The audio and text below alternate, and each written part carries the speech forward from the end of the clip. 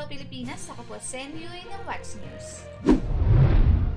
600 gigabytes sa datos mula sa PhilHealth isinapubliko ng Medusa. 2 araw na ang lumipas pagkatapos ng deadline na ibinigay ng Medusa ransomware sa PhilHealth. Isinpubliko na ng grupo ang umano'y ninakaw na datos mula sa ahensya.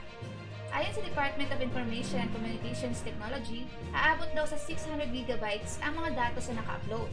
Kabilang sa mga ini-upload ay mga ID, litrato ng mga ATM cards, resibo, memo at kontrata. Ayon sa PhilHealth, karamihan daw sa mga ito ay mga impormasyon ng kanilang mga empleyado at hindi ng mga miyembro. At para pag-usapan tungkol sa balitang yan, kasama po natin ngayon si Yeri at Popoy. So yun, 2 days na lumipas after. 600 gigabytes, so halos half ng isang 1 terabyte na ano.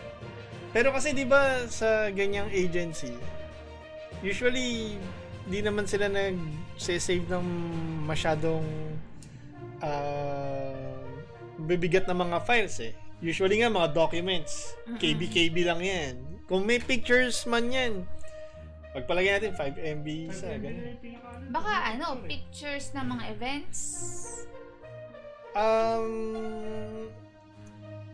Kasi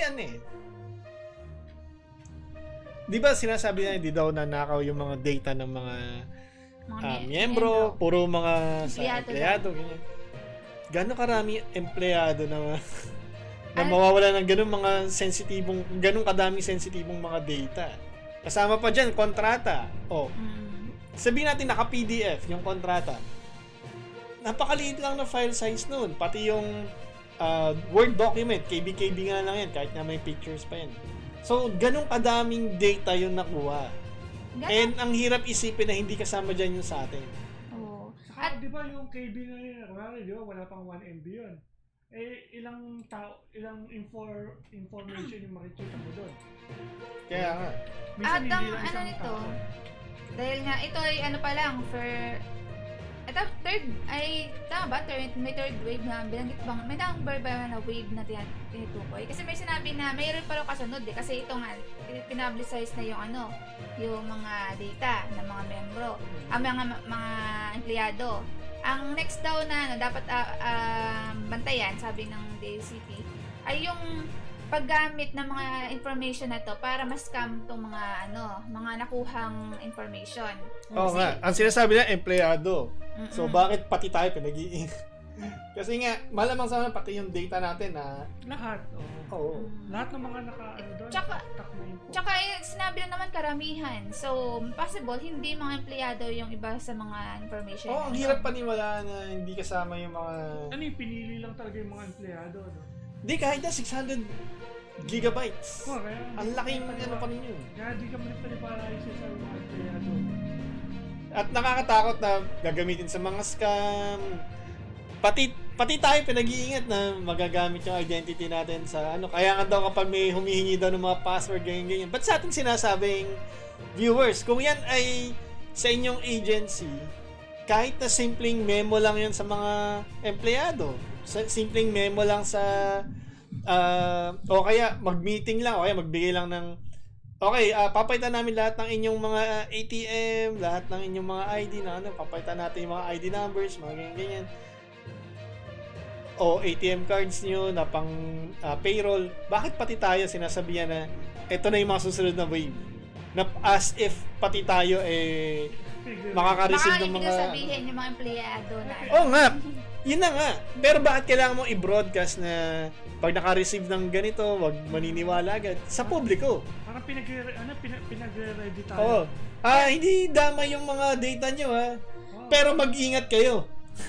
Naka-online na ulit yung ng PhilHealth pero hindi pa rin parang may ang ginawa lang nila yung tungkol dun sa pagbalik ng system. Pero wala silang ginagawang paraan para ma-secure itong data na hack na mabawi or matanggal sa pagka-publish. Kasi marami na nag-download ng mga grupo daw, ng mga scammer groups.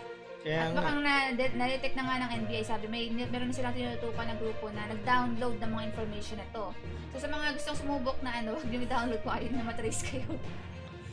Di lang yun, yung tipong ang dami nilang sinasabi na secured yung bang ina-appease tayong mga ano, yung tipong, ba't di na lang magkalinawan, ano ba talaga, nagka-breach ba?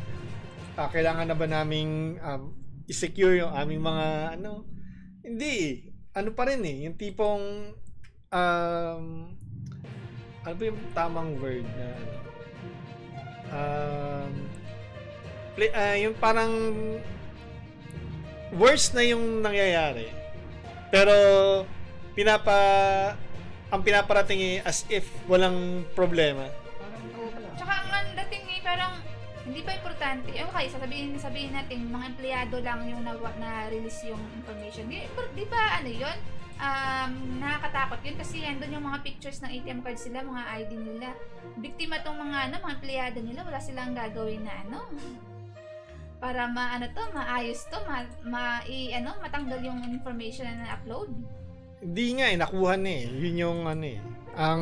Ang problema nga dyan is naguhugas kamay pa yung ahensya na na tipong kung ano man yung mangyari sa inyo in the future, hindi sa amin nanggaling yung fault. Yung parang nangyari napaka-mild lang yung nangyari kahit, pero alam natin na delikado yun.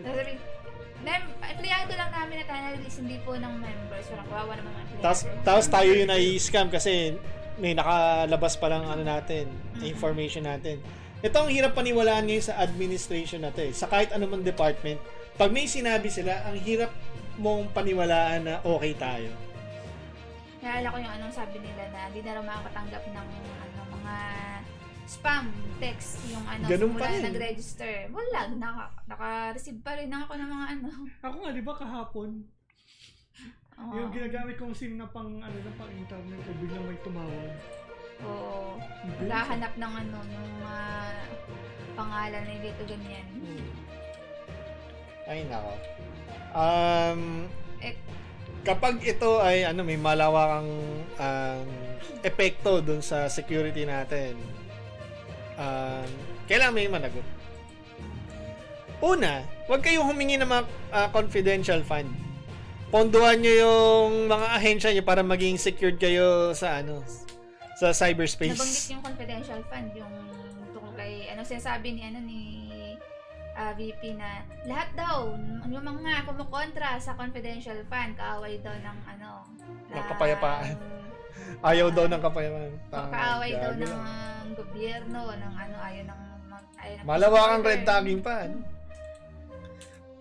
Porkit gusto lang Yun nga eh. malaman na Pati sa confidential. Ganyan si Bush dati nun eh, di ba? Naalala niyo yung gera sa Iraq? Ang sabi ni George Bush nun, if you're not with us, you're against us. So ito na naman, nangyayari na naman na yung tas nangyari, yung Iraq pala, hindi pala yun yung bansang nagkanlong sa mga teroristang nagpasabog ng Twin Towers sa New York, 'di ba? Iba pala. Biktima lang din. So ang nangyari, nilusob ng iba't ibang bansa ang Iraq for no reason. Aray ko po. And walang accountability after nung nasira yung yung Iraq, 'di ba? Wala. Tapos malalaman na sinecure nila yung oil. Ayos din, 'di ba? So mahirap maniwala ngayon diyan sa mga politicians na mayroong ibang interest. Sino nga ulit yung doon? George Bush. Yung mastermind doon. Si Bin Laden. Na kaya naman siya naging malakas, pinondohan kasi ng CIA yung si Bin Laden before. Ay, nako. At yun nga, abangan natin susunod na mangyayari dito sa update sa Medusa kasi may marami pang hawak yung May next Medusa batch pa daw. may next wave pa. So, malalaman natin. Pag ito, na siguro may ibang mga curious na mag-download eh. Pag nakita nila, kaso isang file yata 3 gig. Wala naman, naka-zip or naka Sabi pa nga, inalok pa nga ng Medusa na na-download na. Ang dating eh. Anyway. Kasi nga magagamit ng mga scammers, magagamit ng mga lalo na sa election, magagamit yan. Baka mamaya hindi ko sinasabi na maaaring nasa gobyerno din yung isa sa mga nag-ano nyo. Pasimuno niya. Kasi ano eh,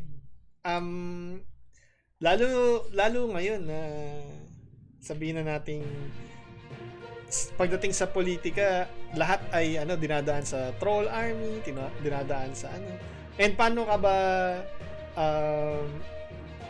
ano yung ginagamit nilang isa sa mga identity theft eh? Diba? Ang mas napadali may gumagawa ng yung parang all-in-one. Yung username tsaka password yung pare-pareho sa iba't ibang account. Yung mga minsan may mga ganun tao. Hindi, kung yun ay personal mong account, what if hindi mo nga account? Yun ang masakit. Eh di lahat ng mo ma-ininvest mo doon wala na. Sa mga narisunod, iba pang updates sa tungkol sa balitang yan. At para po sa iya pang balita, manood lang po kayo ng What's News sa FTS Media NCA sa YouTube. At follow na po na aming Facebook page po ng FTS Media NCA. Maraming salamat po at yan po ang What's News.